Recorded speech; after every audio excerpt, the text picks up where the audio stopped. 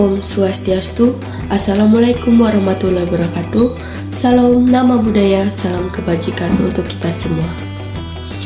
Kami dari kelompok 5 pada kesempatan kali ini akan mempresentasikan sebuah topik, yaitu mengenai tabungan, investasi, dan instrumen dasar keuangan yang dibimbing oleh Ibu Nekadek Eka Jayanti, SE, MSI.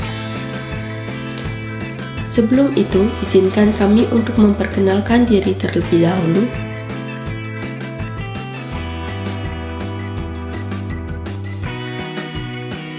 Adapun beberapa materi yang akan kami bahas. Materi pertama yaitu mengenai mengidentifikasi pasar keuangan dalam perekonomian. Pasar keuangan adalah institusi keuangan yang melaluinya penabung dapat menyediakan dana secara langsung bagi peminjam. Ada dua macam pasar yang sangat penting dalam pasar keuangan, yaitu pasar obligasi. Pasar obligasi adalah sertifikat utang yang menentukan kewajiban-kewajiban dari peminjam atau entitas penerima obligasi kepada pemegang saham. Yang kedua yaitu pasar saham. Pasar saham mencerminkan kepemilikan suatu perusahaan dan karenanya mewakili hak atas sebagian keuntungan perusahaan.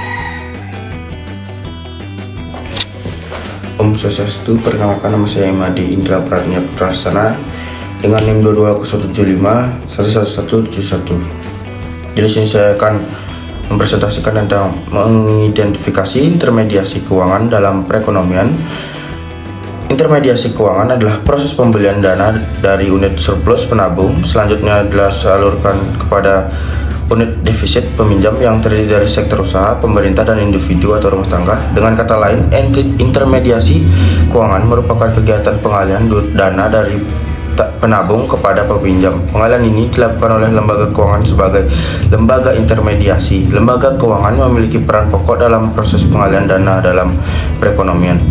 Proses intermediasi dilakukan oleh lembaga keuangan dengan cara membeli sekuritas primer yang diterbitkan oleh unit defisit dan dalam waktu yang sama mengeluarkan sekuritas sekunder kepada penabung atau unit surplus. Sekuritas primer antara lain berupa saham, obligasi, komersial paper, perjanjian kredit, sementara sekuritas sekunder dapat berupa simpanan dalam bentuk giro, tabungan, deposito, reksadana. Ada dua lembaga perantara keuangan yang penting, yaitu bank dan reksadana. Bank adalah perantara keuangan yang paling dikenal oleh masyarakat. Salah satu tugas bank yaitu menerima tabungan dari orang-orang yang ingin menyimpan uang dan menggunakan tabungan tersebut untuk memberikan pinjaman ke orang-orang yang ingin meminjam uang. Bank juga memberikan bunga kepada setiap penabung dari tabungannya. Lalu yang kedua ada reksadana. Perantara keuangan yang semakin lama semakin penting adalah reksadana. Sebuah lembaga yang menjual saham kepada publik dan menggunakan hasilnya untuk membeli seleksi atau portofolio sebagai jenis saham, obligasi, atau keduanya. Pemegang saham reksadana menerima semua resiko dan hasil investasi yang berhubungan dengan portofolio. Jika nilai portofolionya naik, pemegang saham akan memperoleh untung. Jika hasil portofolionya jatuh, pemegang saham akan merugi.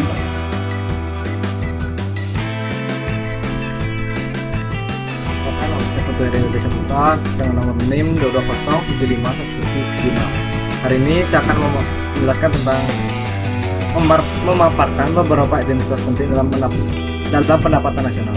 Yang pertama, produk domestik bruto atau PDB adalah pendapatan total dalam perekonomian dan total pembelanjaan hasil perekonomian berupa barang dan jasa.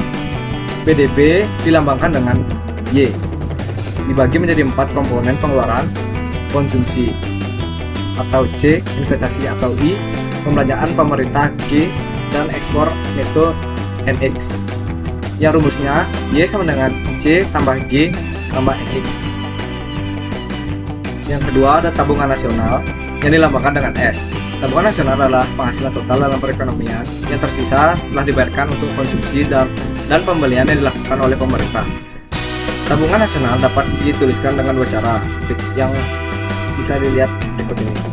S sama dengan Y kurang C kurang G.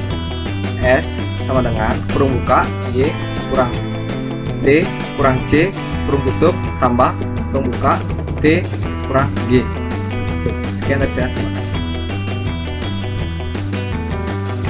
Selanjutnya memaparkan arti daripada tabungan dan investasi. Makna tabungan dan investasi terkadang dapat membingungkan sebagian besar orang menggunakan istilah-istilah ini secara kasual dan terkadang dengan saling bergantian sebaliknya. Pakar ekonomi makro yang menghitung pendapatan nasional menggunakan istilah-istilah ini secara hati-hati dan tidak mempersamakan. Lihatlah sebuah contoh ini. Anggaplah bahwa J memperoleh pemasukan lebih daripada yang ia keluarkan dan menyimpan penghasilan yang tidak dibelanjakannya di bank atau menggunakannya untuk membeli obligasi atau beberapa saham dari suatu perusahaan.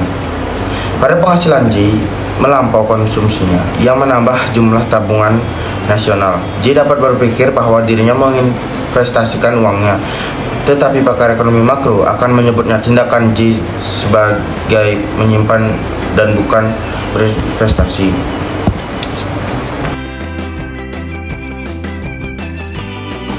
Perkenalkan, nama saya Rahmat Gumla. Di sini saya akan menjelaskan tentang penawaran dan permintaan dana pinjaman.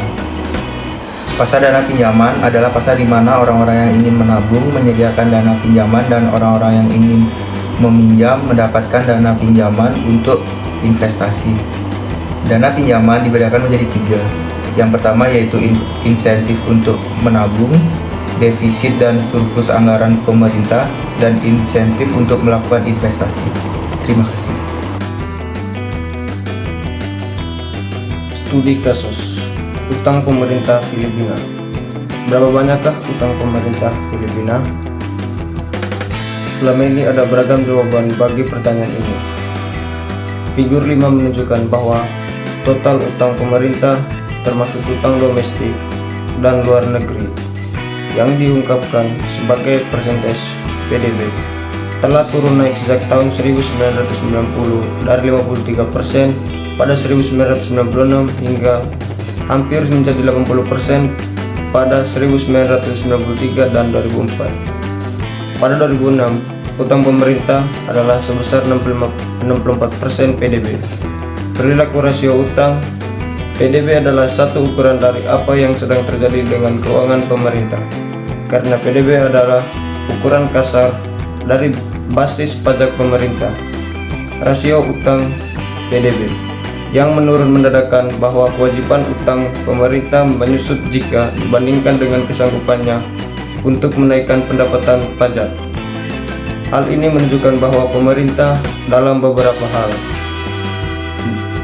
berjalan dalam batas kemampuannya. Sebaliknya, rasio utang PDB yang naik berarti bahwa kewajiban utang pemerintah naik jika dibandingkan dengan kesanggupannya untuk menaikkan pendapatan pajak. Kesimpulan, dalam banyak hal, pasar keuangan hampir sama dengan pasar-pasar lainnya dalam perekonomian.